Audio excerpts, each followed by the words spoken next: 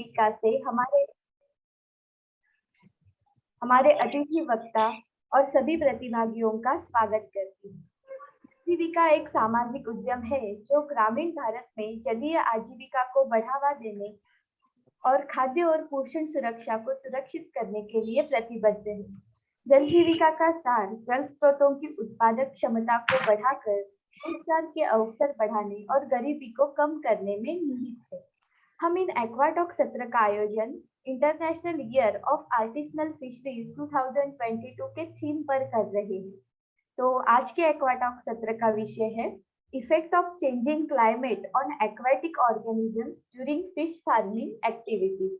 मतलब क्या कि आज मत्स्य पालन करते समय बदलते ऋतु का तालाब में मौजूद मछली पर क्या क्या परिणाम होता है, तो इसमें फार्मिंग में क्या क्या दिक्कतें आती है, इस विषय पर हम आज चर्चा करेंगे। तो इस विषय के बारे में हमें मार्गदर्शन करने के लिए आज हमारे साथ अतिथि वक्ता समीर परवेज जी हमारे साथ है। तो मैं उनका परिचय कर देती हूँ। जून 1992 से अप्रैल 2022 तक 21 वर्षों की अवधि के दौरान सहायक मत्स्य विकास अधिकारी के पद से लेकर महाराष्ट्र राज्य सरकार के मत्स्य विभाग में regional deputy commissioner of fisheries के वरिष्ठतम पद तक उनका कार्य रहा है। उस कार्य में मछुआरों और किसानों के लिए सरकार की कल्याणकारी योजनाओं का कार्यान्वयन करना, विभिन्न मत्स्य बीज फार्मों में मछली प्रजनन, मत्स्य बीज पालन, बीज बिक्री और फार्म कार्य का सफलतापूर्ण प्रबंधन करना, एक्सटेंशन गतिविधियों का आयोजन और किसानों के लिए अंतर्देशीय मत्स्य पालन पर प्रशिक्षण कार्यक्रम की व्यवस्था करना, मत्स्य की विभाग की विस्तार गतिविधियों के लिए अंतर्गत राज्य से बाहर अध्ययन के लिए दौरे प्रशिक्षण का आयोजन करना, अंतर्देशीय मत्स्य पालन पर केंद्रित विभिन्न सेमिनार, प्रदर्शनी और कार्यशालाओं का आयोजन करना तथा मछली पालन किसानों के लिए फार्म स्कूल का आयोजन आदि सर का 21 साल से इसमें योगदान रहा है। और यह कुछ बहुत रूप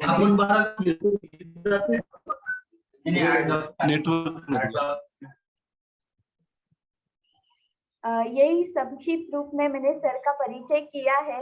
और भी बहुत कुछ है सर के बारे में जानने के लिए, लेकिन अब हम बिना किसी देरी किए सेशन की तरफ बढ़ना चाहते हैं। तो मैं आपका स्वागत करती हूँ सर, और बिना किसी देरी के अब हम सेशन की तरफ बढ़ते हैं। और to you, let me screen. Yes, बहुत बहुत धन्यवाद अंकिता पाटिल मैडम। आज 23 सितंबर 2022 वार शुक्रवार, ये दोपहर का समय 4 से 5 का ये एक निर्धारित समय एक्वाटॉक का सेशन 18वां सेशन जल जीविका एक जो नॉन गवर्नमेंट ऑर्गेनाइजेशन है इन्होंने ऑर्गेनाइज किया है और इस सेशन के लिए विशेषता मुझे आमंत्रित किया है।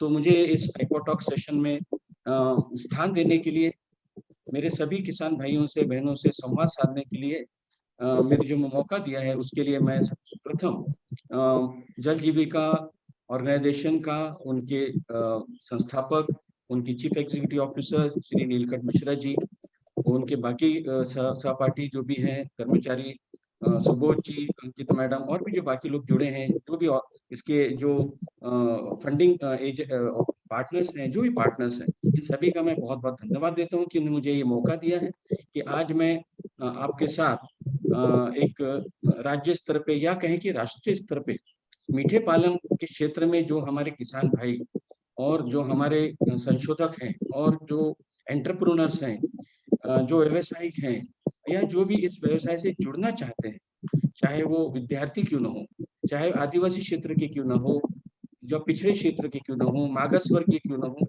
उन सब के लिए या फिर जो जो इस क्षेत्र में पदार्पण करना चाहते हैं उनके लिए मुझे समझाने के लिए, इसकी बारीकियों को समझने के लिए एक प्लेटफॉर्म पे मुझे आमंत्रित किया है और इसके लिए मैं उनका बहुत बहुत शुक्रगुजार हूँ, बहुत आभारी। I am so thankful to Jal Jeevika first place. और इन सेकंड प्लेस ये है कि इसमें ये जो सेशन चल रहे हैं माह में 2 दफा, तो इसमें हर शुक्रवार को होता है। तो आज मैं आपके सामने जो विषय लेकर आया हूँ, वो एक ऐसा विषय है जिसके बारे में मैं समझता हूँ कि हर व्यवसायिक को, जो भी आने के पहले यानी before entering into any business, कोई भी व्यवसाय में पदार्पण करने के पहले इसकी बारीकियों को समझने का ये एक बहुत महत्वपूर्ण पहलू है।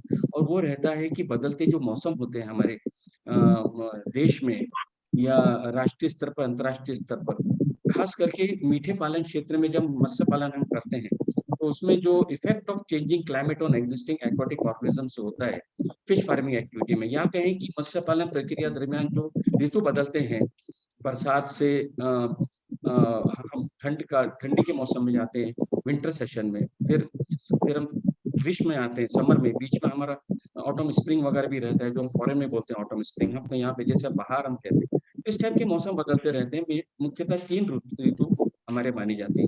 तो इसमें जो परिवर्तन होता है पानी के अंदर, जैसे अभी परिवर्तन हो रहा है, बारिश हो रही है, सर्दी आ रही है, तो हमें गर्म कपड़े हम बाहर निकाल रहे हैं, हमें अपने बदन का प्रोटेक्शन करना है, वैसे हमें मछलियों का भी प्रोटेक्शन करना है, उनको भी आगे बढ़ने का मौका देना है। तो आइए इस विषय पर हम चर्चा करें कि इससे पानी में जो परिणाम हो रहे हैं वो क्या है, और उनका प्रतिकूल अनुकूल अनुकूल प्रभाव क्या पड़ता है मछलियों पर या जीवों पर, या और भी जो इफेक्ट्स है अच्छी ग्रोथ के लिए। Next slide please. हाँ, अब हम देखते हैं नॉर्मली होता क्या है कि हमारे कुछ नेचुरल पॉन्ड होते हैं, जिसमें हमारे मछुआ समाज के जो लोग हैं, बांधव हैं, फिशरमैन हैं, फिशर हैं, या जो भी मत्स्य संवर्धक हैं, फिशरमैन हैं, चाहे चाहे वो हम एक मछली सोसाइटी के सभासद रहते हैं या फिर इंडिविजुअल रहते हैं, वो ये तालाब जो है ठेके पर लेते हैं, they get it on lease, और उसमें फिर वो ग्रुप में फिश फार्मिंग करके वहां पे अपना कलेक्टिवली फिशिंग करते हैं। तो ऐसे तालाब में परिवर्तन होते हैं, इनके परिवर्तन पे हम सामान्यतः ध्यान नहीं देते हैं। तो क्या, नेक्स्ट स्लाइड प्लीज। हाँ, अभी हमें जानना बहुत जरूरी है कि हम तो ऊपरी सतह पे थे अभी तक, लेकिन हम इसका क्रॉस सेक्शन हम देखेंगे किसी भी तालाब का, तो उसके सामान्यतः अगर मैं सभी बंधुओं को और मेरे किसान भाइयों को ये बताना चाहूंगा कि सामान्यतः जो हमारे तालाब की जो गहराई हम मानी जाती है, चाहे वो कृत्रिम तालाब हो, कृत्रिम माने आर्टिफिशियल तालाब, चाहे हम खुदाई करके कंस्ट्रक्शन करके तैयार कर रहे हो, या फिर जो नेचुरल तालाब है, इसमें सामान्यतः जो गहराई है, जो central Institute of Fresh Water aquaculture है, ये जो भी इंस्टीट्यूट्स हैं, ये कहते हैं कि भाई एक सामान्यतः 2 मीटर की गहराई आवश्यक है। क्यों आवश्यक है?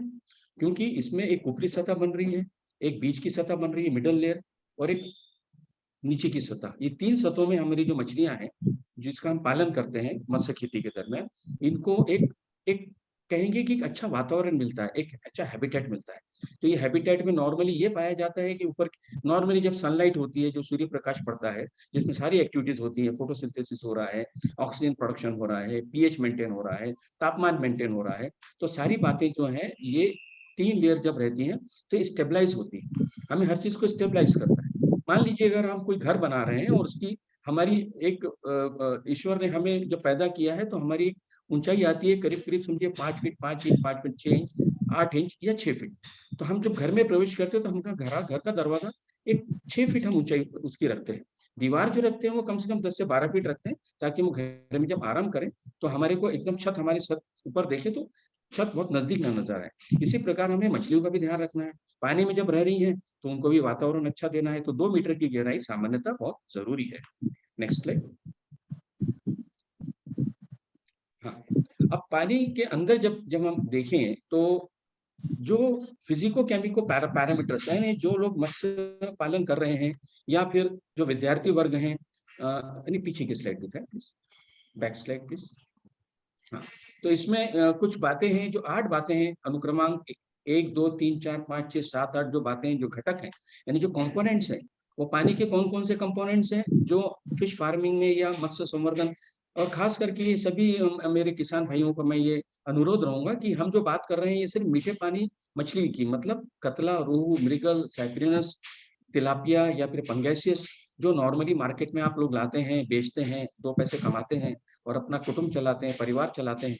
तो इसके लिए आपको जब साल भर का आप ये जो व्यवसाय कर रहे हो, पालन कर रहे हो, तो उस दौरान ये जो 8 बातें हैं, 8 मेजर पैरामीटर्स जिन्हें हम कहेंगे पानी के, जो एक साइंटिफिक तरीका है उसको समझने का, तो हमें वैज्ञानिक दृष्टिकोण भाइयों रहना बहुत जरूरी है। तो पहला क्या है?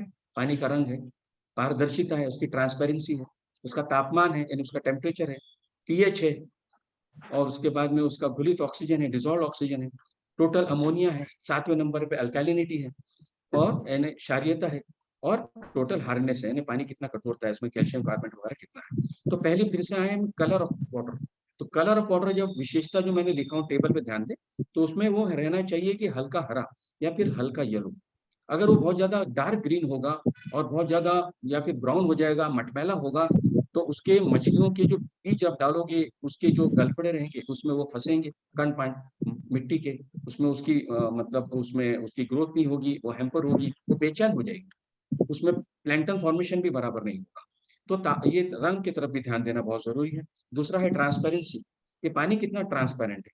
जब आप उसमें कोई मान लीजिए कोई स्केल पट्टी का वगैरह कोई ट्रांसपेरेंट पट्टी डाल रहे हैं, एक स्केल पट्टी जिससे हम मेजरमेंट लेते हैं प्लास्टिक की, जो 10 या 15 रुपए की मार्केट में मिलती है, तो आप उस पर हम डालें तो 25 मीटर तक के आपको नजर आ रहा है, मान लीजिए आपकी खुली आंखों से, एक दिन के 12-1 बजे, तो मान लीजिए कि वो एक अच्छा उसका है। लेकिन ट्रांसपेरेंसी अगर उसकी कम हो रही है, मान लीजिए कि 8 सेंटीमीटर के बाद तो दिख ही नहीं रहा है, तो ये समझ जाइए कि उसमें उसके अंदर का जो है उसमें कुछ सॉलिड पार्टिकल्स आ गए हैं, कुछ पोल्यूटेंट्स आ गए हैं, कुछ उसके वजह से उसकी ट्रांसपेरेंटी कम हो रही है, जो कि फिशरीज में, मत्स्य संवर्धन में मछलियों पे उसका विपरीत असर होने की संभावना बढ़ जाएगी।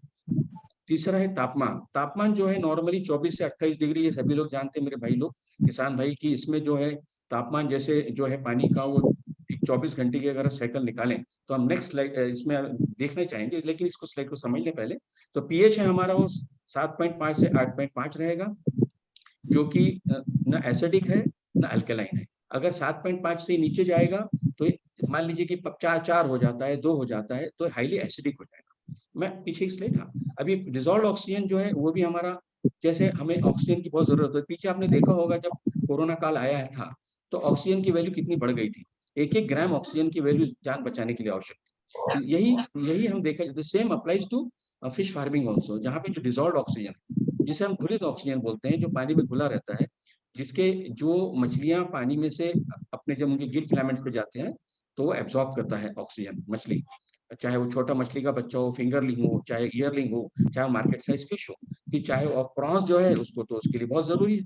झींगा पालन के लिए तो ऑक्सीजन उसके लिए प्राण है, उसका जीव है, उसमें उसका जीव अटका रहता है। अगर उसको ऑक्सीजन नहीं देंगे तो मर जाएगा, उसका उसकी ग्रोथ नहीं आएगी, उसका जो मोल्टिंग स्टेज नहीं आएगी। नेक्स्ट है टोटल, आपका टोटल अमोनिया। ये टोटल अमोनिया भी आपका 1 मिलीग्राम प्रति लीटर से कम होना चाहिए। और ये भी क्यों बढ़ेगा, इसके भी बहुत सारे फैक्टर्स हैं। गर्मी में बढ़ेगा या टेम्परेचर बढ़ेगा तब बढ़ेगा, वो भी विपरीत पैदा कर देगा परिस्थिति, और पॉइजनस स्टेज पैदा कर देगा। अल्कैलिनिटी, ये भी हमें ध्यान देना है कि अल्कैलिनिटी पीएच स्केल पे 7.5 से ऊपर नहीं जानी चाहिए, अल्कलाइन नहीं होना चाहिए। अगर अल्कलाइन होगा तो उसमें देखना है कि वो भी 100 से 150 मिलीग्राम प्रति लीटर से ज्यादा उसका मतलब जब मेजरमेंट करेंगे वो उतना ना है, उसका जो हम वाटर टेस्टिंग किट से जब देखेंगे अल्कलिनिटी को। वैसे हार्डनेस, कैल्शियम CaCO3 भी वो 100 से 150 पीप रहना चाहिए। तो ये 8 बातों का हमें बहुत ध्यान रखना है, तभी हम आगे बढ़ पाएंगे। Next slide. हाँ, किसान भाइयों को मैं बताना चाहूंगा कि हमारी जो साइकिल होती है, एक तो होती है 24 घंटे की साइकिल, माने सुबह 6 बजे से लेके दूसरे दिन सुबह 6 बजे तक। और दूसरी साइकिल रहेगी मौसम की साइकिल, मतलब बरसात के मौसम से लेके जाड़ों का मौसम, सर्दी का मौसम, फिर गर्मी का मौसम, यानी 12 महीने। तो एक साइकिल, 24 घंटे की जो साइकिल अगर हम पकड़े एक मत्स्य संवर्धन तालाब की प्रक्रिया में, मत्स्य संवर्धन, तो उसमें तो तापमान कैसे कैसे होते हैं, जो ग्राफ आप देख रहे हो, जो हरे रंग का जो डब्बा आपको दिख रहा है खड़ा स्टैंड, उसको जो ग्राफ पे, तो सुबह का तापमान बस 20 डिग्री के आसपास आपको साधारणतः नॉर्मल जो टेम्परेचर रहेगा, मैं नॉर्मल मतलब बरसात का मौसम है, बहुत ठंड नहीं पड़ रही है, नॉर्मल टेम्परेचर है, एक वातावरण भी अच्छा है, तो उस टाइम आपको इतना मिलेगा। फिर दोपहर के टाइम में टेम्परेचर धीरे धीरे बढ़ेगा जैसे जैसे सूर्य प्रकाश आएगा, और ये करीब पहुंच जाएगा 24, 25, 23 की। फिर संध्या काल में ये बढ़ जाता है, शाम के टाइम में पानी में, अगर आप देखें कभी जिनको अनुभव हो, जो प्रत्यक्ष पानी में उतरते हैं, काम करते हैं, वो अक्सर आपने देखा होगा कि मछलियां पकड़ने का जो काम होता है हार्वेस्टिंग, वो शाम में नहीं किया जाता है। ये वस्तुतः मुख्यतः सुबह के टाइम में, भोर के समय, माने 4 बजे सुबह मछुआरे शाम को 6-7 बजे जाल डालेंगे, सुबह 4 या 5 बजे वो जाल उठाने शुरू करते हैं सुबह के टाइम। क्यों? क्योंकि सुबह के टाइम में पानी का तापमान ठंडा रहता है ऊपर की सतह, और जब मछलियां जब पकड़ के उसमें लाएंगे किनारे पर, तो मछलियों पे भी उसका विपरीत परिणाम नहीं होगा। मार्केट में भी जल्दी मार्केट पहुंच जाएगी ठंड के समय में। तो टेम्परेचर बहुत इंपॉर्टेंट है पानी के अंदर, और मछलियां जब बाहर निकल जाए मार्केट पहुंचे तब भी। तो कोल्ड कोल्ड चेन का ये बहुत, कोल्ड चेन शीत साखड़ी जो बोलते हैं, शीत चेन, इसमें ये बहुत बड़ा काम है। तो आपको पानी के अंदर भी कोल्ड चेन मेंटेन करना है, और ये देखना है कि पानी का टेम्परेचर आपका वेरिएबल बहुत ज्यादा होना नहीं चाहिए। सुबह में वो फिर वापस जो है 20 डिग्री 18 डिग्री के आसपास फिर वो स्लो डाउन, पहले बढ़ेगा दिन भर में, फिर रात भर में कम होगा, शाम के समय ज्यादा रहेगा, इसका ध्यान रखें। इसलिए उसको मैंने लाल रंग दिया है, खतरे की घंटी है ये शाम के समय। और शाम के समय बहुत ज्यादा एक्टिविटी भी बराबर नहीं है, सुबह के टाइम में एक्टिविटी ज्यादा मुनासिब। Next slide. हाँ जी। अब देखिएगा कि अब हम जो भी पानी गुणवत्ता है, यानी फिजिको केमिकल पैरामीटर्स जो हम मेजरमेंट करते हैं, इसके लिए हमारी कुछ एक्वाटॉक्स में पीछे भी जो लोग जुड़े हैं, उन्होंने देखा होगा कि उसमें जो बहुत से वक्ता आए, उन्होंने आपको बहुत सारी चीजें बताई हैं। तो उसमें भी आपको ये सारी चीजें का ज्ञान हुआ ही होगा। फिर भी आपकी जानकारी के लिए मैं बताना चाहूंगा कि आपकी जो पानी गुणवत्ता, यानी पानी की गुणवत्ता में क्या टेस्ट करते हो, पहले तो सबसे पहले पीएच, यानी उसका वो एसिडिक है कि अल्कलाइन है या बेसिक है, क्या है, उसको जानने के लिए जो सिंपल एक आपके आजकल ड्रॉप्स आते हैं और साथ में पट्टी आती है, जिसपे 0 से लेके 14 तक के उसमें मार्किंग होती है, पहले लाल रंग, फिर पीला, फिर हरा, फिर नीला, ऐसे पट्टिका होती है। तो बहुत ही सिंपल है, बहुत ही सादी प्रक्रिया है और प्रणाली है, जिसमें आप देख सकते हैं पानी का पीएच, और एक रिकॉर्ड रखिएगा, एक डायरी मेंटेन करिए कि आपके तालाब का पीएच कब कितना टाइम, सुबह के टाइम, दोपहर टाइम कितना जा रहा है, इसमें मेंटेन करना, एक रिकॉर्ड रखिए और उसका अध्ययन करिए। दिक्कत आती है तो आपके कुछ जो तांत्रिक एक्सपर्ट होते हैं, फिशरीज डिपार्टमेंट के ऑफिसर होते हैं, आप उनसे कांटेक्ट कर सकते हैं। फिर दूसरा है, हमें इसकी ट्रांसपेरेंसी देखने, पारदर्शी पानी का देखने के लिए, इसको हम बोलते हैं सेची डिस्क, SECCHI। तो ये भी आप बना सकते हैं, घर में भी बना सकते हैं, और बहुत कम कीमत में बना सकते हैं। सिंपल तरीके की डिस्क है, जिसमें ब्लैक एंड व्हाइट आपके दो कलर करने हैं, आपको पानी में डुबाना है और देखना है कि कितनी दूरी तक आपको पानी में दिख रहा है, जैसे मैंने शुरू में बताया था। अब थर्मामीटर, ये थर्मामीटर तो सभी जानते हैं, ये बहुत जरूरी है तापमान मेजर करने के लिए। और कोविड के समय में तो हम देखा ही है कि हर चीजों का मतलब जो मनुष्य के लिए जितनी चीजें जरूरी है, वही चीजें कोई भी तालाब के अच्छी सेहत के लिए और मछलियों की अच्छी सेहत के लिए, ये सब चीजों का गुणवत्ता जांचने का हमें हमें एक हमारी को ड्यूटी होनी चाहिए हमारी खुद की। जब हम किसान बन रहे हैं, तो हमें छोटे से वैज्ञानिक बनना बहुत जरूरी है। और ये ज्यादा महंगी चीजें नहीं रहती है, इसे हम प्रोक्योर कर सकते हैं मार्केट से। चौथा है हमारा घुलित ऑक्सीजन टेस्ट, यानी डिसॉल्व ऑक्सीजन टेस्ट। ये थोड़ा सा कॉम्प्लिकेटेड रह सकता है, कुछ लोगों को इसको समझने में दिक्कत जा सकती है। कोई दिक्कत की बात नहीं है।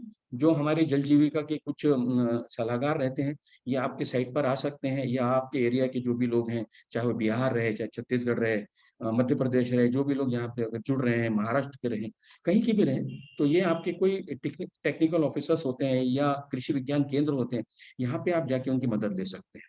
कि कैसे हम पानी में डिसॉल्व ऑक्सीजन को मापें, उसको देखें कितना है, कि ताकि हमारी मछलियों की सेहत अच्छी रहे। Next slide please. हाँ जी। किसान भाइयों को मैं ये अभी अभी जो हमारा जो टॉपिक है कि भाई इफेक्ट ऑफ जो हमारे क्लाइमेट है, तो क्लाइमेट में हम सबसे पहले बारिश को लेते हैं, क्योंकि बारिश एक वो समय होता है जब हमें कटला, रोहू, मृगल, ये खास करके जो प्रजाति हैं, जो केंद्रीय मत्स्य जीव संस्था है, जितनी भी नेशनल लेवल की, जिन्होंने बताया है, या हमारे जो, जैसे मैं मत्स्य व्यवसाय विभाग से मैं रिटायर हुआ हूँ, प्रादेशिक उपायुक्त मत्स्य व्यवसाय करके, तो हमें भी, हम लोग ने जब काम किया है, तो हमारा जो मेन फोकस होता है, वो होता है बरसात का मौसम, बारिश का मौसम। और ये सभी जानते हैं कि बारिश के मौसम में जितनी भी अपनी भारतीय प्रमुख जाति की मछलियां हैं, ये उसी टाइम में आपको उनका प्रजनन होता है। तो इसमें क्या क्या बदल होते हैं, जरा परिवर्तन हम समझ लें। तालाब में होने वाले परिवर्तन, तो सबका ध्यान आकर्षण में बाएं हाथ पे खींचना चाहूंगा। ये जो आपका जो कैचमेंट एरिया होता है, कैचमेंट एरिया माने, कैचमेंट एरिया का मतलब ये होता है कि मान लीजिए एक तालाब है 2 हेक्टर का या 4 एकड़ का, 2 बीघे का, उसके आसपास की जो जमीन है, जाहिर है वो जमीन ऊंची होगी, आपका तालाब थोड़े से नीचे भाग पर होगा। अब आसपास की जो जमीन है, मान लीजिए वो खेती जमीन है, या फिर वहां पे कोई किसी के घर है, मकान है, गली है, कुछ भी हो, और या मान लीजिए वो जंगल लगा है, कोई वहां पे कोई वनस्पति लगे हैं, तो वहां से जो बारिश का पानी, या कोई पहाड़ है, पहाड़ी है, उसके बाद आपका नीचे तालाब है तलहटी में, और मान लीजिए बरसात हो रही है, अच्छी बारिश, और पानी वहां से बहकर आ रहा है, तो वो जो एरिया कहलाएगा आजू बाजू का, उसको हम कैचमेंट एरिया, इंग्लिश में कैचमेंट एरिया बोलते हैं। तो एक इस क्षेत्र है जहां से पानी बहते हुए आता है, तो पानी बह के क्या क्या लाएगा, अपने मिट्टी के कण लाएगा, रोल करता हुआ आएगा पानी बहुत बहाव के साथ में, जैसे बाढ़ आती है उस टाइम में। तो एक प्रकार की हल्की सी बाढ़ जैसी होती है जो पानी में आ जाती है। पानी आता है आपके तालाब में बाढ़ के स्वरूप में, हल्का हल्का बारिश में पानी का रंग बदलना शुरू हो जाता है, पानी का रंग ब्राउनिश हो जाता है। क्यों होता है भाई? सिंपल है कि जब मिट्टी आएगी तो मिट्टी का रंग पानी ले लेगा, तो अब रंग में भंग पड़ जाएगा। माने सिंपल ये है कि जो तालाब में एक हरा रंग था पहले, जो पोषक था, वो पोषक वातावरण बदलते जा रहा है। फिर क्या होगा? पानी का तापमान भी बदलते जाएगा। उसके बाद में पीएच में ही बदलाव होगा। घुलित ऑक्सीजन माने प्राण वायु, यानी जो ऑक्सीजन है आपका, जिसे हम मतलब जो डिजोल्व ऑक्सीजन जो पानी में डिजोल्व रहता है, जो कम से कम 4 पीपीएम से ज्यादा होना चाहिए, एवरेज में 6 से 7 पीपीएम पार्ट्स पर मिलियन। ये बहुत जरूरी है मछलियों के सर्वाइवल के लिए। तो हम बाएं हाथ पर देखें तो ये सब चीजों में परिवर्तन होना शुरू हो जाता है। दाएं हाथ पे आप देखेंगे कि तालाब में रहने वाले जो जीव जंतु हैं उन पर क्या बदलाव होता है। तो पहला बदलाव आप देखेंगे, तो पहला बदलाव ये आपको दिख रहा है इसमें कि भाई जो जलीय पौधे हैं, मान लीजिए एक्वेटिक जो ये होते हैं ना अपने प्लांट्स, उदाहरण के लिए जो स्पैरो वगैरह है, हाइड्रिला है, या कोई अलगी है, इनकी ग्रोथ बढ़ेगी। जलीय जो कीड़े होते हैं इनका प्रजनन होगा। मेंढक, फ्रॉक्स, इनका इनका प्रजनन होगा।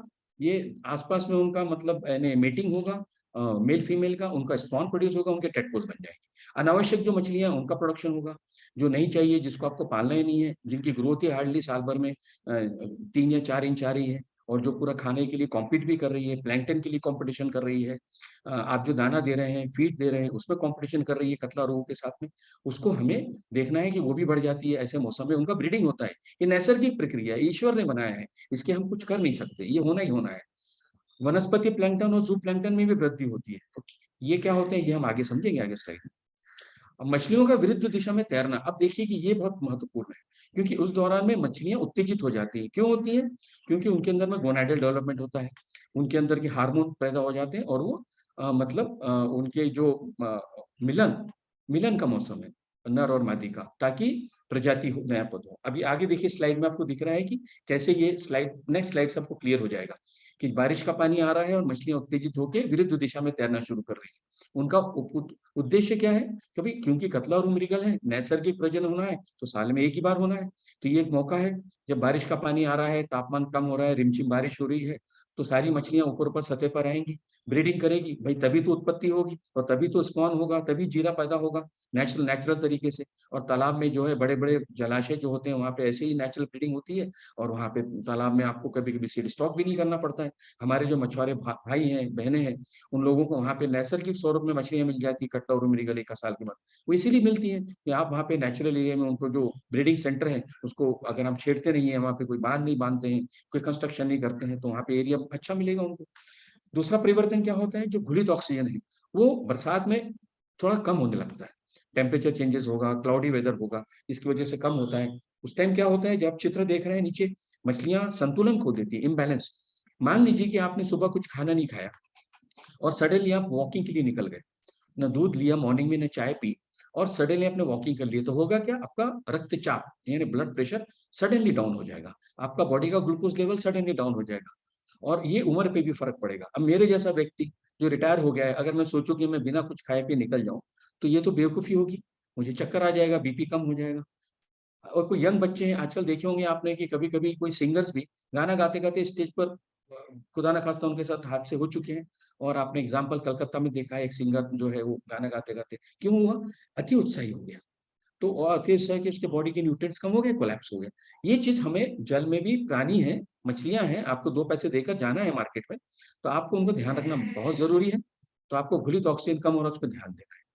तो ये देखना है कि वो संतुलन तो नहीं खो रही है, ऊपर आके अपने मुंह खोल के आवाज तो नहीं दे रही है कि मुझे बचाओ बचाओ, है ना? ये सब चीजें हमें देखना बहुत जरूरी है भाइयों। Next slide please. हाँ, अभी वर्षा ऋतु में देखिए, ये मैंने एक कोशिश की है अपनी तरफ से कि एक ही स्लाइड पे आपको सारी चीजें समझाने की कोशिश करूं मैं किसान भाई बहनों को, और जो भी मेरे इससे जुड़े हैं, मेरे मित्र हैं, कुछ ऑफिसर्स हैं, मैं सभी को ये आवश्यक है। देखिए, हम लोग क्या सोचते हैं कि भाई हमारा सारा ध्यान रहता है कटला, रोहू, मृगल, साइप्रिनस, तिलापिया, पंगेसियस, झींगे, लेकिन हम कभी क्या हमने सोचा कि उसके साथों साथ जो दूसरी मछलियां हैं, जो अनावश्यक मछलियां जिसकी मार्केट में कोई वैल्यू नहीं है, 5 रुपए किलो, 10 रुपए किलो, कभी कभी उसका मतलब trash, TRASH, it's of no use, no value, and it's a nuisance. माने वो एक तरह का हमें उत्पाद पैदा करने वाली एक मतलब एक कहना चाहिए कि भीड़ में मान लीजिए एक अच्छा पिक्चर देख रहे हैं आप आइनॉक्स में बच के, और सडनली कोई शोर हो रहा है, पिक्चर स्क्रीन पे भी शोर हो रहा है, लोग आके शोर मचा रहे हैं, दंगा कर रहे हैं, दंगाई घुस गए हैं, इस टाइप का माहौल बन जाएगा, तो आपका पूरा माहौल खराब हो जाएगा। तो ऐसी तालाब में कतला, रोहू, मृगल के साथ अगर आप ये मछलियां आ जाती हैं तो ये क्या करेंगी, ये चुपचाप प्रवेश करेंगी, ये आप नहीं लाएंगे वहां पे, ये खुद ब खुद उनके बीज वहां पे पैदा हो जाएंगे, उनकी कुछ बची हुई प्रजाति रहेगी, नर मादी, उनका प्रजनन हो जाएगा। वो भी तो वही जीव है, उनको भी तो प्रजनन का मौका चाहिए, लेकिन वो हमारे लिए हानिकारक है। वो खुद के लिए अच्छी हैं, उनका तो वातावरण है, इनफैक्ट हम उनको डिस्टर्ब कर रहे हैं, लेकिन हमें उनको देखना है कि वो भी तो नहीं बढ़ रही है। फॉर एग्जाम्पल पंटे साराना है, पंटे रासबोरा डेनिकोनियस है, ये दो मैंने उदाहरण दिया है, और कुछ केकड़े भी आ जाएंगे महाशय, ये भी प्रवेश करेंगे, आपके फिंगरलिंग को खाना चालू कर देंगे। तो ये सब चीजों का आपको ध्यान रखना है, ये बढ़ तो नहीं रहे हैं, इनके ऊपर में कंट्रोल, इनके ऊपर में आपका अंकुश बहुत जरूरी है। नेक्स्ट है हमारा मेंढक, दूसरे स्लाइड, सॉरी स्लाइड नहीं, मेंढक का प्रजनन इसी स्लाइड में आप देख रहे हैं क्या होता है। अब लोगों को फ्रॉग का स्पॉन कैसा होता है पता नहीं होता है, तो जब आप बरसात होती है तो कृपया करके जाएं सुबह के मौसम में, थोड़ा सा मॉर्निंग वॉक करें अपने तालाब के पास, और देखेंगे कोई मेंढक टर्रा तो नहीं रही है, टर्रा रही तो आसपास में कैसा स्पॉन तो नहीं पैदा हो रहा है। स्पॉन अगर पैदा हो रहा है तो इसके पहले कि वो टेटपुल के स्वरूप ले ले फ्रॉक से और बड़ी मेंढक बन जाए, तो आप उसको उसको नष्ट कर दें। कैसे करेंगे, आपको बारीक घर का जाल घुमाना पड़ेगा, नेटिंग करना पड़ेगा, मेहनत करनी पड़ेगी, कुछ लेबर लगाने पड़ेंगे, खुद उतर के देखना पड़ेगा घुटने भर पानी में कि कहाँ कहाँ ये स्पॉन है। तो इसको नष्ट करना बहुत जरूरी है दोस्तों। अभी दूसरा है जलीय कीड़े, इनके बारे में हम ध्यान नहीं देते, हम सोचते हैं कि बस ये बरसात में जब हो रही है तो ये जो टिड्डी दल आ रहा है ये हमारे ज्वार को और सोयाबीन को नष्ट तो कर रहा है, कॉटन को नष्ट कर रहा है, लेकिन हमें पानी के अंदर में जो कीड़े हो रहे हैं, जो या तो सतह पे घूमेंगे, मान लीजिए आखिरी वाला हम लेते हैं वाटर स्लाइडर, एक नोटोनेक्टा है, बैक स्विमर है, वाटर बग है, मेफ्लाई लार्वे है, तो ये सब हमारी सारी चीजें, अनावश्यक मछली, मेंढक, उनके टेडपोल और ये सारे कीड़े, इनका हमें नष्ट करना बहुत जरूरी है। ये दूसरे आप किसी स्पीच में हम इसको और समझा सकते हैं इसके बारे में। Next slide please. हाँ, अब ये मेजर चेंजेस क्या होते हैं वर्षा ऋतु में, ये तो हमने अभी थोड़ा सा कुछ समझने की, बदलाव क्या होते हैं, ये तो क्या क्या चेंजेस हो रहे हैं। तो क्या चेंज हो रहे हैं भाई, रफ्तार के साथ पानी आ रहा है, पानी आ रहा है पहले इसमें रफ्तार के साथ, तो उसकी वजह से क्या हो रहा है, जब रफ्तार के साथ पानी आ रहा है तो घुलित ऑक्सीजन जो होता है, यानी डिसॉल्व ऑक्सीजन की मात्रा बढ़ती है। अच्छा है, बढ़नी भी चाहिए, परंतु दूसरा पॉइंट, जब बदरीला मौसम होता है, मान लीजिए बारिश की रफ्तार थम जावे और एकदम से बदरीला मौसम, क्लाउडी मौसम हो जाता है, तो एक्सचेंज ऑफ गैसेज जो हो रहा है यानी ऊपर में, वो उस टाइम में अमोनिया बढ़ने के चांसेस बढ़ेंगे, तापमान में परिवर्तन हो जाएगा, ह्यूमिडिटी बढ़ जाएगी, आर्द्रता जिसको हम कहेंगे वो बढ़ेगी, उसकी वजह से ऑक्सीजन जो है, डिजॉल्व ऑक्सीजन, मुख्यतः शाम शाम के टाइम में, संध्या काल के टाइम में वो बढ़ कम हो जाएगा। कम होने से क्या होगा, तीसरा मुद्दा कि मछलियों का बेचैन होकर वो सतह पे आ जाएगी, जो मैंने चित्र में बताया।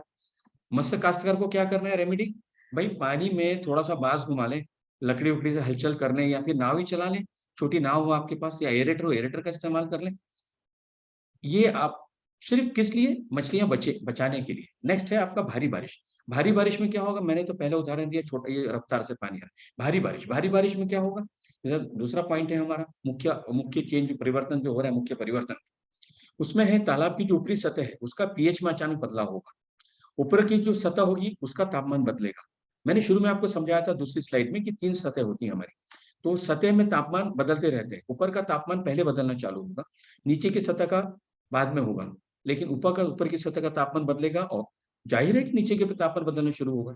और बारिश के साथ जो बारिश का पानी आ रहा है, इसमें केमिकल्स आते हैं, रसायन आते हैं जो पानी में प्रवेश करते हैं। वो कौन से हैं, सोडियम है, फॉस्फोरस है, कैल्शियम है, नाइट्रोजन है, वो सब क्या कर देंगे, ये पानी का हार्डनेस, कठोरता वो बढ़ा देंगे पानी का। अब ये बहुत महत्वपूर्ण है, इस पे ध्यान देना और समझना आप लोगों को बहुत जरूरी है कि इसमें होगा क्या, जब कठोरता बढ़ेगी, उसकी जब हार्डनेस बढ़ेगी, तो मछलियों की जो ग्रोथ है, यानी फिंगरलिंग से उसको ईयरलिंग जाना है, मान लीजिए 4 इंच से उसको 6 इंच होना है, 4 ग्राम से उसको 10 ग्राम पे जाना है, तो उसकी जो ग्रोथ की स्पीड है, मान लीजिए 15 दिन में 4 ग्राम से 20 ग्राम पकड़ती है, तो वो 10 दिन में होते हुए वो 20 दिन ले लेगी, यानी उसका ड्यूरेशन बढ़ जाएगा, उतने दिन आपको खाना भी ज्यादा देना पड़ेगा। दूसरा इफेक्ट क्या होगा, ये जो टोटल हार्डनेस बढ़ने की वजह से उसका जो म्यूकस है, यानी आप मछलियों को जब हाथ में लेते हैं, जो किसान भाई हैं जो इस व्यवसाय से जुड़े हैं, जो नहीं भी जुड़े हैं उनसे भी मेरा अनुरोध है कि वो मछलियों को छू कर देखें। सिर्फ यूट्यूब या फिर मेरे जैसे लेक्चर सुन के फायदा नहीं होगा। सुबह जाएं, दोपहर में जाएं, कभी भी जाएं, लेकिन अपने आप को बचाते हुए मछली मारों से जो है मछली, जिंदा मछली हाथ पर लेकर देखें कि उसका फील कैसा आता है। जाहिर है वो हाथ से स्लिप हो जाएगी, क्योंकि उसके ऊपर में जो एक चिपटाव होता है, जो स्लाइम होता है, एक म्यूकस होता है, वो उसको बीमारियों से उसको प्रतिरोधक शक्ति पैदा करता है मछलियों के लिए। और हमारा हम तो उसके लिए एनिमी हो गए, तो हमारे हाथ से भी फिसल जाएगी। तो म्यूकस जो होता है वो कम हो जाएगा, मतलब उसका स्किन हार्ड हो जाएगा, तो आप उसको आराम से पकड़ सकेंगे, माना आप पकड़ लेंगे, लेकिन ये उसके लिए ठीक नहीं है, खास करके जब वो ग्रोथ पकड़ रही है पानी में। तो ऐसे मछलियों को हमको जब ग्रोथ देनी है तो हार्डनेस पे ध्यान देना है। हार्डनेस बढ़ रहा है तो उसको भी आप किसी वैज्ञानिक को या किसी टेक्नीशियन को बुला के टेस्ट करवा लें, खुद से ना समझे तो, क्योंकि सब चीजें तो हमें समझे भी नहीं और स्टॉक में सब चीज बताना मुमकिन भी नहीं। तो इसमें आप क्या करेंगे, फिर पानी में एरेटर का इस्तेमाल करें। एरेटर महंगा आता है 15-20 हज़ार का, ठीक है, वो नहीं कर सकते तो कुछ हलचल ही कर रहे पानी में, नाव घुमा लें, कुछ बांस वास चला दें ताकि पानी में मूवमेंट हो जाए। या और दूसरा उपाय क्या है, जो गोबर डालते हैं, जो खाद डालते हैं प्लैंकटन बनाने के लिए, या सुपर फॉस्फेट डालते हैं, इनऑर्गेनिक मैन्योर, उनको थोड़ी देर के लिए रोक दें, स्टॉप कर दें, कुछ दिन प्लैंकटन फॉर्मेशन को उसको स्टॉप कर दें, ताकि पानी आपका फिर से स्टेबलाइज हो जाए। Stabilisation of water is very important in fish farming activity. Next slide. हाँ, अब ये है हमारा, अभी हम जब से हम बात कर रहे थे प्लैंकटन और सारा जो उद्देश्य है हमारा कि भाई पानी में वातावरण कैसा रहना चाहिए, तो मैं एक स्लाइड इसकी पे मैंने जरूरी है आप लोग को समझाना, मेरे किसान भाइयों को बताना कि इसमें जब हम प्रिपेयरिंग करते हैं, ये सिंपल एक स्लाइड है कि भाई हम पहली स्टेज क्या है, भाई हम जो सादा गोबर है, ताज़ा गोबर है या फिर कंपोस्ट है, उसको हम मैन्योर के रूप में इस्तेमाल करेंगे, गोबर खाद को। उसमें हम थोड़ा सा पानी मिलाएंगे, एसएसपी, एसएसपी माने single super phosphate. Normally market में सिंगल सुपर फॉस्फेट नहीं मिलता है, सुपर फॉस्फेट ही मिलता है, तो वो भी आप इस्तेमाल कर सकते हैं। लेकिन दानेदार जो होता है सिंगल सुपर फॉस्फेट, वो मात्रा में कुछ मिला के उसको, थोड़ी मात्रा में, मान लीजिए गोबर आपका है एक 100 ग्राम, 100 किलो ले आप ले रहे हैं, तो उसमें हार्डली 2 या 3 किलो सुपर फॉस्फेट मिला है। अवॉइड यूरिया, यूरिया को अवॉइड करें। यूरिया इसलिए अवॉइड करें कि यूरिया फिर आपको बहुत ज्यादा उसमें एल्गल ब्लूम वगैरह दे सकता है।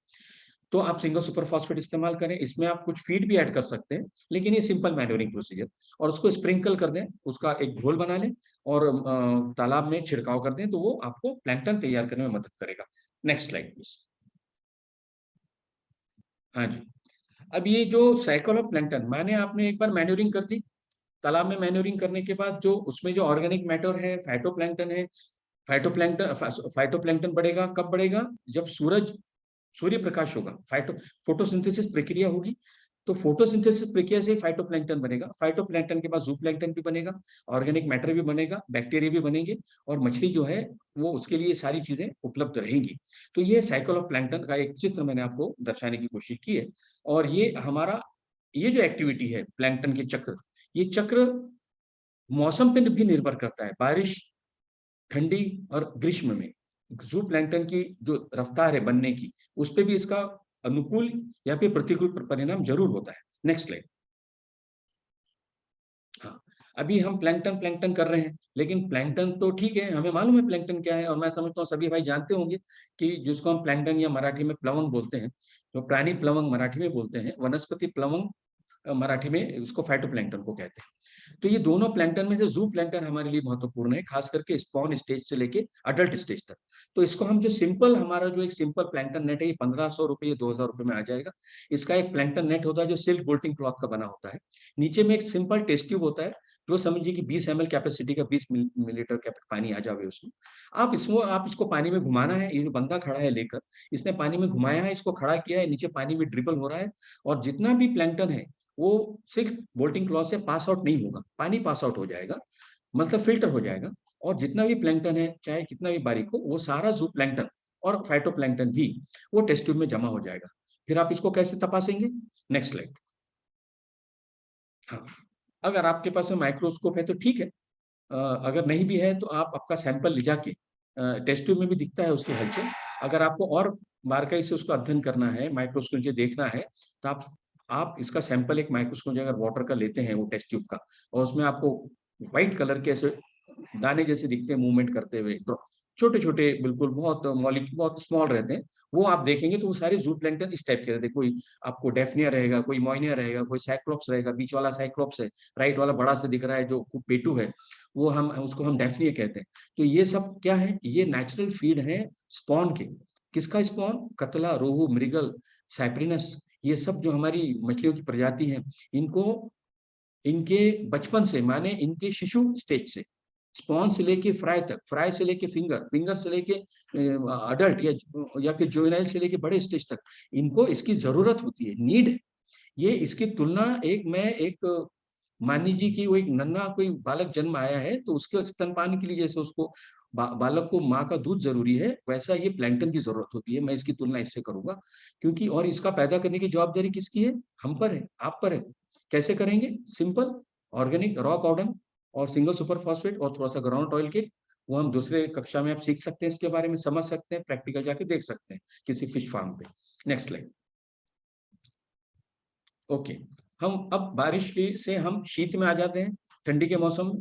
तो ठंडी में हमारे यहाँ तो उतनी बर्फ नहीं जमेगी, लेकिन जो हिमाचल प्रदेश है या फिर उत्तर प्रदेश है, बिहार है, वो जो अपने ठंडे प्रदेश है, यहाँ पे काफी ठंडक हो जाती है, एकदम तापमान 4 डिग्री, 2 डिग्री, 3 डिग्री चला जाता है। रात के समय में ऊपर में एक कस्ट आ जाता है आइस का, हाँ, जिससे हम एक वो कहेंगे, हमारे इधर नहीं आएगा महाराष्ट्र के इधर, हम तो पूना में है या फिर बम्बई में, इधर में नहीं ये चीज होगी, क्योंकि इधर के तापमान में उतना फर्क नहीं होगा विंटर में भी। कलकत्ता में नहीं होगा, कोलकाता में नहीं होगा, कोचिन में नहीं होगा, क्या कहते हैं अपना मद्रास उधर में नहीं होगा, तो यहाँ सब नहीं होगा। दिल्ली में हो सकता दिखे, जम्मू कश्मीर में दिखे, तो वहां भी तो हमारे किसान भाई हैं। राजस्थान में दिखे, रात के समय में परिवर्तन हो जाए, दिन में एकदम तापमान ज्यादा जा रहा है, रात में कम हो रहा है, तो ऐसे टाइम में निचली सतह जो है उस पर हमें ध्यान देना है कि ऊपर सतह में क्या हो रहा है। निचली सतह थोड़ी सी गर्म रहती है, एकदम मतलब वार्म रहती है, हल्की सी कुनकुनी जैसी, और ऊपर की जो सतह है वो काफी ठंडी हो जाती है। इसके परिवर्तन क्या होते हैं, परिणाम ये हो रहा है, लेकिन परिवर्तन देखिए नेक्स्ट स्लाइड में। हाँ जी, नेक्स्ट स्लाइड में शीत ऋतु में जो दूसरे घटक होते हैं, पानी की सतह हल्की ठंडी हो जाती है, सामान्य सी बात है भाई, ये तो मतलब सामान्य ज्ञान है। और जो मैं आज दे रहा हूँ ना, ये कोई बहुत डिटेल नहीं दे रहा हूँ, ये भी मैं किसान भाइयों को समझा दूं कि मैं भी बहुत ज्ञानी नहीं हूँ। मुझे जो भी ज्ञान अर्जित हुआ है, जो मैं समझा हूँ, तो मैं आप लोगों से जुड़ना चाहता हूँ। मैं आप लोगों को ये समझाने का मेरा प्रयत्न है कि भाई, आप जो 1 एकड़ या 2 एकड़ में जो भी आप मछली पालन कर रहे हैं, उसमें कोई गलती न करें।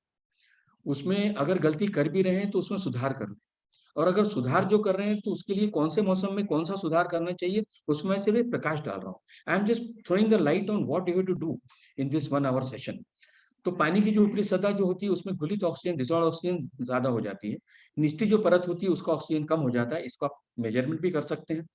अब पीएच में भी बदलाव होता है, इसमें मैं डिटेल में नहीं जाऊंगा। क्षारीयत में भी बदलाव होता है, मतलब अल्टरनेटिव बदलाव होता है। मेन हमारा फोकस बारिश, बारिश में अगर आपने संभाल लिया तो मान लीजिए कि, क्योंकि शुरुआती स्टेज में संभालिए, ग्रोइंग स्टेज, बच्चे को आपने पैदा होते के साथ 6 साल तक संभाल लिया, बाद में उंगली पकड़ना छोड़ दीजिए, फिर वो खुद ही दौड़ेगा। Next slide.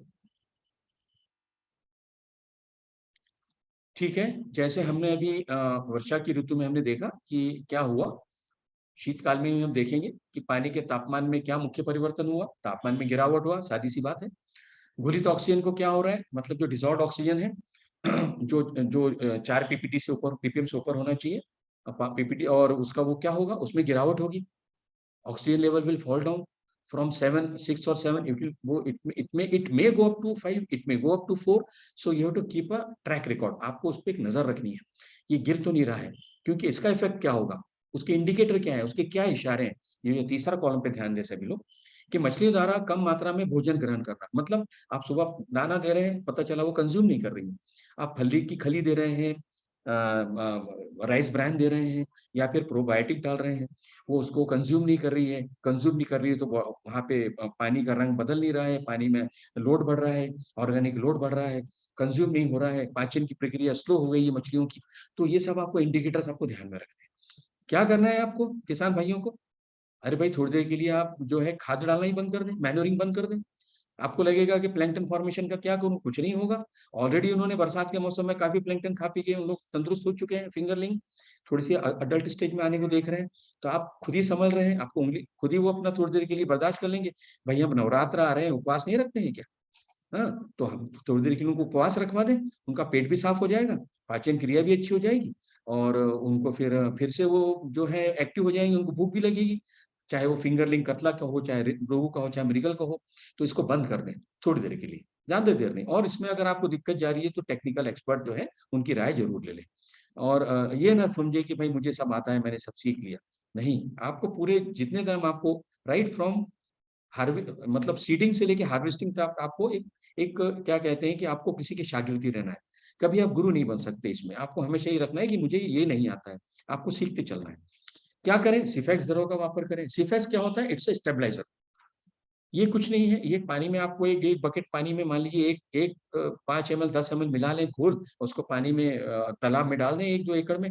ये बॉटल मिलती है 1500 रुपए 2000 रुपए की कुछ बॉटल आती है। ये भी जो है सीफा का प्रोडक्ट है, इसी नाम उसका सिफेक्स है। Central Institute of Fresh Water Aquaculture Bhubaneswar, ये जो Indian Council of Agriculture Research है, इसका एक मीठे पानी की जो मछलियों का उन पर संशोधन होता है, उन्होंने इसको तैयार किया है। आप उनके साइट पे भी जाके बहुत जानकारी ले सकते हैं। खाद्य देने का जो कार्यक्रम है उसको नियमित तरीके से करें। फीडिंग का जो प्रोग्राम है, मान लीजिए आपको लगता है कि मैं 10 किलो खाना दे रहा हूँ, मेरी इतनी मछलियां हैं, कम कर दें, 5 किलो कर दें, थोड़ा सा उनको 2 किलो कर दें, उपवास बढ़ा दें मछलियों का। Next slide. हाँ जी, अब ये स्लाइड में हम, अब चलिए अब ग्रीष्म में आ जाते हैं, क्योंकि अभी हमारे अभी देख रहे हैं कि हमारे यहाँ भी मौसम जल्दी जल्दी बदलता है ना। कभी ठंडी पड़ रही है तो बरसात के मौसम में ठंडी हो जाएगी या बारिश हो जाएगी गर्मियों में, तो अभी कुछ कह नहीं सकते।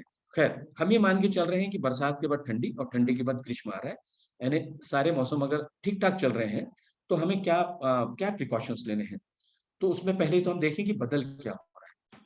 तो बदल ये हो रहा है कि हमारा जो पहला बदल हो रहा है वो पानी की सतह गर्म हो रही है, घुलित ऑक्सीजन की कमी हो जा रही है, यानी डिसॉल्व ऑक्सीजन। एल्गल ब्लूम, ये नया शब्द भी आया है आपके लिए। क्या है भाई एल्गल ब्लूम?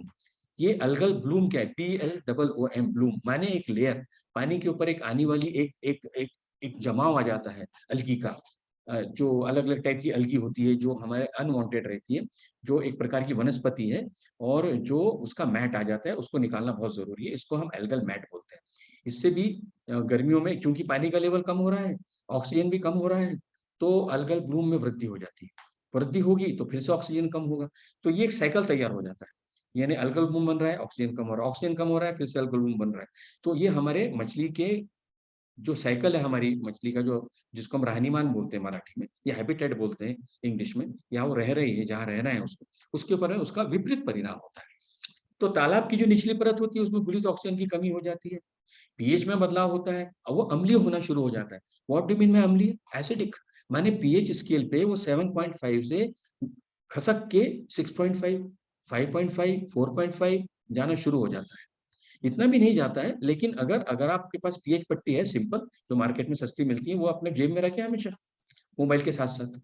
तो आप देखेंगे तो उसमें आप जब टेस्ट कर लेंगे तो पट्टी अपने साथ बनेगी, पीएच ड्रॉप्स लगा के देख लें क्या आ रहा है, तो पता चल जाएगा भाई अम्लता बदल रही है सुबह शाम, या फिर मौसम बदल रहा है। तो जब मौसम बदल रहा है तो आपको इस सारी चीजों पे ध्यान देना है कि एसिडिक तो नहीं हो रहा है, अल्कलाइन तो नहीं हो रहा है, उसमें क्षारीय तो नहीं बन रही है। अल्कलाइन का मतलब थोड़ा सा सोपी हो जाएगा। मान लीजिए कि आपने पानी में साबुन मिला दिया हो, हम किसी मग्गे में ज्यादा साबुन डाल देते हैं पानी में, और लक्स साबुन या रिन साबुन घोल ले तो पानी कैसा चिकट चिकट हो जाता है।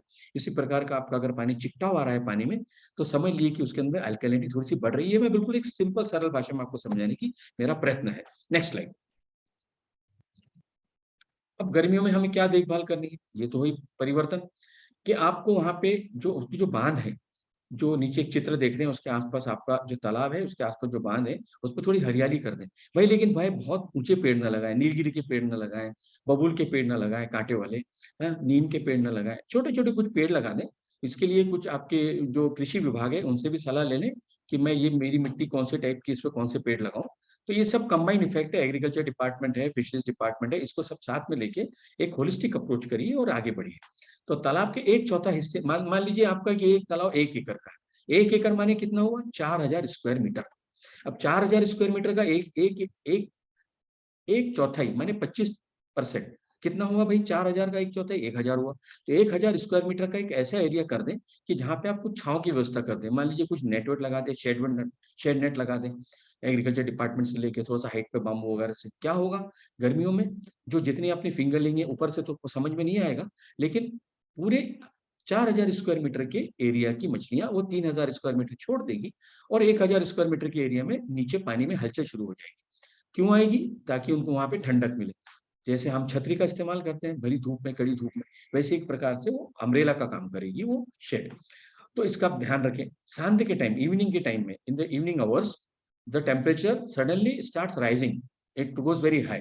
जैसे तापमान हमारे यहाँ लू चलती है दोपहर के समय में बिहार में, यूपी में, तो उस प्रकार से पानी में भी तापमान बढ़ जाएगा। आपको घुलित ऑक्सीजन की मात्रा कम होनी शुरू हो जाएगी, पता भी नहीं चलेगा। और दूसरे दिन सवेरे आपको पता चला कुछ मछलियां मर चुकी हैं या कुछ मरने की स्टेज में आ चुकी हैं। अब आप कुछ नहीं कर पाओगे।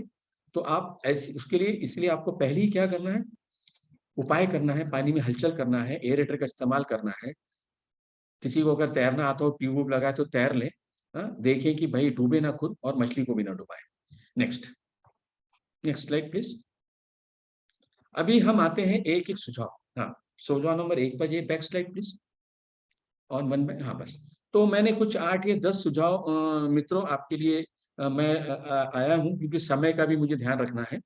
तो समय कुछ कम बचा है। जो भी समय बचा है उसमें मैं आपको सुझाव 1 से लेके 10 सुझाव मैं आपको बताना चाहूंगा और रैप अप करना चाहूंगा। रैप अप माने मैं आपको इसको वाइंड अप नहीं करूंगा, इसके बाद हमारा कुछ सेशन रहेगा तो हमारे ऑर्गेनाइजर आपको बताएंगे। तो पहला मैं इसको कुछ सुझाव को जल्दी जल्दी पढ़ूंगा, वो आप समझिए सिर्फ कि 24 से 28 डिग्री टेम्परेचर मैंने पहले ही बता दिया। रात्रि के तापमान जो आता है, गिरावट कब आती है? रात में 10 से लेके 10, 7 से लेके 10 के बीच, माफ करें, 7 से लेके रात्रि 10 के बीच में तापमान में गिरावट नॉर्मली आती है। तो बोरिंग हो तो बोरिंग का पानी डालें, फिल्टर करें, कहीं और से पानी ले रहे हैं तो फिल्टर कर इस्तेमाल करें। तालाब का बीच क्षेत्र में शावर रखें, वो मैंने आपको पहले ही बता दिया। प्लैंकटन तैयार होने पर, कहीं प्लैंकटन जब तैयार नहीं होता है तो तालाब का पीएच 7 से नीचे हो जाता है, तो इसका भी ध्यान रखें। एल्केलिटी बढ़ती, क्षारीयता ज्यादा होती है तो रोग होने की संभावना बढ़ जाती है, डिजीज होने की, इसका भी ध्यान रखें। वनस्पति प्लैंकटन कम तैयार हो रहा है तो आपको समझना पड़ेगा। तो समझिए कि भाई ऑक्सीजन का उत्पादन नहीं कम हो रहा है, ऑक्सीजन उत्पादन कम हो रहा है कि दोनों चोली दामन का साथ है। ऑक्सीजन कम हो रहा है तो प्लैंकटन, वनस्पति प्लैंकटन भी कम तैयार हो रहा है। तो ये आपको देखना है, सारी चीज को आपको अध्ययन करना है, आपको स्टूडेंट बने रहना है। पीएच, डिजॉल्व ऑक्सीजन का जो है एल्कलिटी पे फर्क पड़ता है। संतुलन, ये मैंने आपको पहले ही बता दिया कैसे संतुलन होती है मछलियां पानी में। चूने की मात्रा आपको 200 से 300 किलोग्राम प्रति हेक्टर, माने 1 हेक्टर माने 10,000 स्क्वायर मीटर एरिया, माने 2.5 एकड़ का एरिया, उसमें आप ये चूना डालते रहे। Next slide. हाँ, ये दूसरा सुझाव है सब किसान भाइयों के लिए। तो जो घुलित ऑक्सीजन है आपका, वो 4 ppm होने पर, माने कम हो जाएगा 4 से, तो मुंह खोलकर सतह पर आ जाएगी। ऐसे में पंप द्वारा वापस पानी में डाले, वो हम देख चुके हैं। ऑक्सीजन टैबलेट का इस्तेमाल करें। सूर्य प्रकाश के वक्त में जो है, जो बचा हुआ जो अन्न है या मल है, माने उसका जो मल करती है मछलियां पानी में, उनकी अगर घुलने की स्थिति, ये देखिए बहुत महत्वपूर्ण है, स्लो डिकम्पोजिशन हो रहा है, तो ऐसे में आपको ध्यान देना है कहीं उसकी वजह से कहीं जहरीली गैसेस तो नहीं बढ़ रही है। तो नेक्स्ट पॉइंट वही लिखा हूं मैंने कि ऐसे में तालाब में गहरे जहरीली गैसेस बढ़ जाएगी, अमोनिया बढ़ जाएगा, कार्बन मोनोऑक्साइड, कार्बन डाइऑक्साइड बढ़ जाएगा, इसका भी ध्यान रखना है हमें। जाल घुमाते रहे पानी में, बीच बीच में नेटिंग करते रहे। बारीक घर का, बड़े घर का जाल घुमाए, उसमें देखिए मछलियां फंस के मरे ना, खास करके फिंगरलिंग। मत्स्य खाद्य जो आप फीड दे रहे हैं, जो है चाहे रेडीमेड फीड हो चाहे फीड बना रहे हैं, सस्ता ये महंगा जो भी, उसमें थोड़ा सा नमक मिला दें। अब यहाँ पे उदाहरण देता हूँ कि जब हमें पाचन क्रिया हमारी कम हो जाती है तो हम कुछ सेंधा नमक या इस टाइप का चीज हमारे भोजन में लेते हैं, है ना। और या कुछ कुछ ऐसी चीजें होती हैं जो हम लेते हैं जिससे हमारी हमारी भी पाचन क्रिया फास्ट हो जाती है। तो ये मिलाने से थोड़ा ऑक्सीजन बढ़ता है। Next next next slide. हाँ, ये एरेटर की हम बात करें तो एरेटर, आप ये तो मोटर पंप इस्तेमाल कर लें, एरेटर का इस्तेमाल करें, बीच का चित्र, सरफेस पे एरेशन करें या फिर कोई जेट का वापर करें ताकि आपका घुलित ऑक्सीजन बढ़ता रहे। Next slide. हाँ, अब ये जो है गर्मी में कुछ सुझाव है कि गर्मी का जो पीएच है, पहला पॉइंट आप अगर पढ़ रहे हैं मेरे भाई लोग, सभी किसान भाई, तो उसमें देखेंगे जो पीएच 2 बार बदल रहा है पानी में, तो इसका ध्यान रखें। अलगल ब्लूम की वजह पीएच 7.5 से 9 होना है, माने जब पीएच 7.5 या 9 के दरमियान पहुंच गए पीएच पट्टी पे, तो अलगल ब्लूम होने की संभावना बढ़ जाती है। और गर्मी में अलगल ब्लूम बहुत तेजी से बढ़ता है, जो मैंने आपको पहले ही बताया। अब नेक्स्ट पॉइंट ये है कि जब तालाब का पानी डार्क ग्रीन हो जाए या फिर गाढ़ा हरा हो जाता है या गाढ़ा भूरा हो जाता है, तब उर्वरक यानी मैनोरिंग वो डालना बंद कर दें। ये भी हमने पीछे की स्लाइड में हमने देखा है। अलगल ब्लूम का चटाई स्वरूप, माने अलगल मैट आ जाए, मान लीजिए एक लेयर जैसी आ जाए ऊपर में पानी की सरफेस पे, तो आप कटीले तारों का जो आपका इस्तेमाल वो आप कर सकते हैं। वो आप उससे कटीले तार घुमाए पानी में, उनको बाहर निकाल दें और उसको मतलब मैन्युअली उसको निकाल के you have to remove the algal mat manually by moving some say some I mean some wires which are having some spokes like whatever, so you can any जो भी बोलते हैं ना, यानी कहते हैं कि जुगाड़ पद्धति भी आपको करनी पड़ेगी इसमें। और पानी में हलचल करें ताकि अमोनिया और कार्बन डाइऑक्साइड उसमें से उसकी निकासी होती रहे। तो पानी में हलचल होना, पानी में मूवमेंट होना बहुत जरूरी है, खास करके समर में। Next slide. अब ये कुछ और एक सुझाव है भाई, ये हमारा एक चित्र है, एक सिंपल एक्टिविटी हो रही है। क्या एक्टिविटी हो रही है? ये जो फ्लोटिंग ग्रीन एल्गी है नीचे, उसको, और रेयरिंग पॉन्ड है जहाँ पे स्पॉन टू फिंगर बनाया जाता है, उसका एक प्रात्यक्षिक हम दे रहे हैं अलगल ब्रूम निर्मूलन का। माने जो अलगल ब्रूम है उसको आपको वो एक हापा घुमाया जा रहा है। अगर आप पानी के अंदर नजर डालें सतह के नीचे, तो आपको एक हापा दिखेगा जो 2 बाय 1 मीटर का नायलॉन सिल्क बोल्टिंग क्लॉथ है। आप इससे भी निकाल सकते हैं अलगल ब्रूम, खास करके जब स्पॉन टू फिंगरिंग आप रेयरिंग एक्टिविटी करते हैं, यानी बीज बेचने की प्रक्रिया के लिए आप स्पॉन टू फिंगर, ये जो आप नर्सरी पॉन्ड में लाते हैं कतला रूब्रिकल का, और फिंगर ऐसे टाइम में आपको फिंगर अगर चाहिए फिंगरलिंग की ज्यादा रिकवरी, तो आपको एल्गल ब्रूम भी देखते रहना पड़ेगा कि बढ़ तो नहीं रहा है। Next slide. अब ये क्या सुझाव है भाई, आप इसमें क्या करें कि भाई चूना डालो, मैंने तो आपको पहले ही बता दिया। आप जिप्सम का भी इस्तेमाल कर सकते हैं, एलम का भी इस्तेमाल कर सकते हैं, लेकिन जिप्सम नॉर्मली हमारे इस्तेमाल नहीं होता फ्रेश वाटर में। ये बहुत ज्यादा जब अमोनिया हो जाता है तभी उसके लिए इस्तेमाल किया जाता है। ऐसी परिस्थिति आप निर्माण न होने दें किसान भाई कि आपके तालाब में अमोनिया पैदा हो, क्योंकि अमोनिया बहुत हानिकारक है, कार्बन डाइऑक्साइड हानिकारक है। तो इसके लिए आपको पानी की शुद्धता पे, उस पर नजर रखना बहुत जरूरी है। और आखिर में आपकी नजर ही जो आपके काम में आएगी। पानी को छू के देखना, पानी में थोड़ा सा घुटने तक उतर के देखना कि कितनी गर्माहट हो रही है। जब तक आप उसको छुएंगे नहीं, मछली को हाथ में नहीं लेंगे, आप समझ नहीं पाएंगे कि मेरे तालाब के अंदर हो क्या रहा है। नेक्स्ट वो पॉइंट ये है, नहीं इसके पहले एक समझ लें, प्लैंकटन की मात्रा अच्छी रखें। हाँ, पानी में हलचल करें, अमोनिया निकल जाएगा। Next slide please. Next slide में, हाँ नेक्स्ट स्लाइड में कुछ नहीं, ये मेरा सुझाव है आपको कि आप, हाँ अभी दूसरा एक थोड़ा सा नया पॉइंट मैं आपके सामने ला रहा हूँ कि मान लीजिए आपके तालाब में ज्यादा अमोनिया हो जाता है, या मान लीजिए ज्यादा पानी में ज्यादा आपने ज्यादा खाद डाल दिया, और आसपास धान के खेत हैं और आपको जरूरत है कि भाई ये पानी वहां छोड़ दें, अलग से फर्टिलाइजर धान के खेतों में न डालते हुए, अगर आप यही पानी पंप करके या फिर नहर छोटी सी बना के देखें, देखें कि आपके तालाब में से मछली का बीज खेतों में न जाए, फिल्टर लगा दें, कुछ जाल वाल लगाएं, जाली लगा दें पाइप पे, और ये पानी वगैरह आप छोड़ देते हैं धान के खेतों में, तो फर्टिलाइजर का काम करेगा धान, और उसकी जगह पानी कम हो जाएगा थोड़ा सा, भाई 5 इंच 6 इंच लेवल कम कर दीजिए। और फिर नया पानी कहीं से अगर आपके पास सहूलियत है नया पानी लेने का, कोई नहर है, नदी है, कोई बड़ा तालाब है, जलाशय से, वहां से पंप कर लें, या फिर ग्राउंड वाटर लेवल ले लें, या कुएं से पानी खींच के तालाब में डाल दें, तो क्या होगा, नया पानी आ जाएगा। पुराना पानी खेतों में इस्तेमाल हो जाएगा, नया पानी आपकी मछली को नया मतलब स्फूर्ति देगा, ताकत देगा, शक्ति देगा। Next next next slide please. अभी गोल्डन रूल है। गोल्डन रूल क्या है एक्वाकल्चर का भाई? ये सभी के लिए लागू होता है, हम पर भी लागू होता है कि डिजीज मैनेजमेंट। अभी हमने कोरोना कोविड में यही देखा कि हमको मैनेजमेंट ही करना है, तो तालाब का भी आपको मैनेजमेंट करना है कि भाई prevention is better than cure.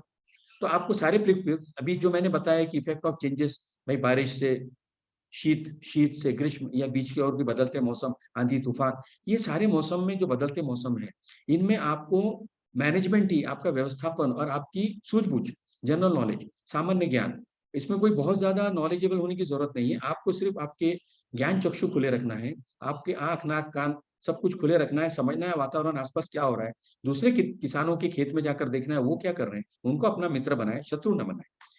अभी अति उत्साही होकर मत्स्य बीज ना डालें। कई कोई लोग क्या करते हैं, 1 हेक्टर में, हम कहते हैं हमारे डिपार्टमेंट के ऑफिसर, फिशरीज डिपार्टमेंट के, भाई आप इसमें 6,000 ही फिंगरलिंग डालो, 1 हेक्टर का टैंक है, 2 मीटर गहरा है। वो क्या करते हैं, नहीं साहब हम इसमें 60,000 बीज डाल देंगे, छोटा साइज डाला है हमने फ्राई, सस्ता मिल गया। भाई माना सस्ता मिल गया, लेकिन उसके अनुपात से तो ज्यादा हो गया।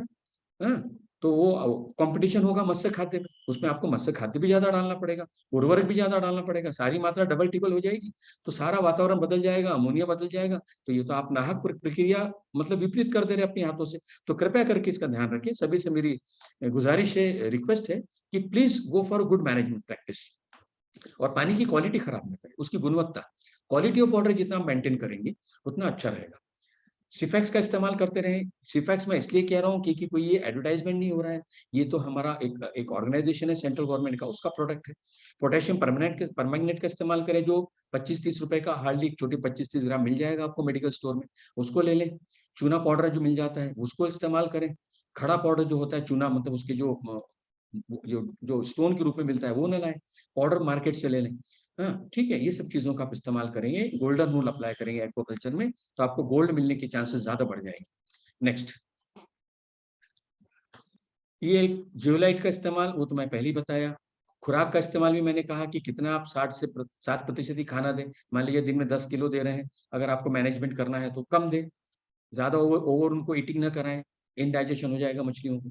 प्रोबायोटिक्स का इस्तेमाल करें, खाद्य में विटामिन सी दें। कोरोना में सी का हमने महत्व देखा, B12 का महत्व देखा है, तो मछलियों का भी ध्यान रखें। अभी देखिए कि लंपी लंपी डिजीज आ रही है, और भी कोई डिजीज आ रही है, तो भगवान ना करे कि कोई डिजीज हमारी मछलियों पर है, कोई वायरस हमारे तिलापिया पे ना आ जाए, पंगेसिस पे ना आए, कतला पे ना आए। तो इसका ध्यान रखने के लिए हमें को ध्यान रखना है, वाटर क्वालिटी मैनेजमेंट ध्यान रखना है, खाद्य में नमक मिलाएं, उनका उनका उनका स्वास्थ्य का ध्यान रखें, तो आपको ये सारे सुझाव काम में आ जाए, ये मैं उम्मीद करता हूँ। नेक्स्ट, बस मेरा आखिरी स्लाइड है, उसके बाद मैं समापन करूंगा। ये मेरा आखिरी स्लाइड यही रहेगा, जो मैंने क्रॉस मारा हूँ मडी वाटर पे। ये मडी वाटर हमारे लिए ठीक नहीं होता है, क्लियर वाटर हमारे लिए ठीक होता है। बस इसी में समापन करना चाहूंगा। ये स्टॉक रहेगा कि आप अच्छे स्वच्छ पानी में, जैसे हम आते हैं बाहर से स्नान लेते हैं अच्छे पानी से, वैसे ही मछलियों को भी 24 घंटे स्नान करना रहता है, उन्हें भी अच्छा वातावरण दे, ताकि वो भी, उनको भी कुछ पुण्य मिले और आप भी कुछ पुण्य कमाए। मैं समझता हूँ मैंने जो भी कुछ अपने तरीके से समझा, ये मेरा तरीका है समझाने का, मैंने अपने तरीके से समझाने की कोशिश की। बहुत बहुत धन्यवाद, आप लोगों ने मुझे सुना, बहुत बहुत धन्यवाद।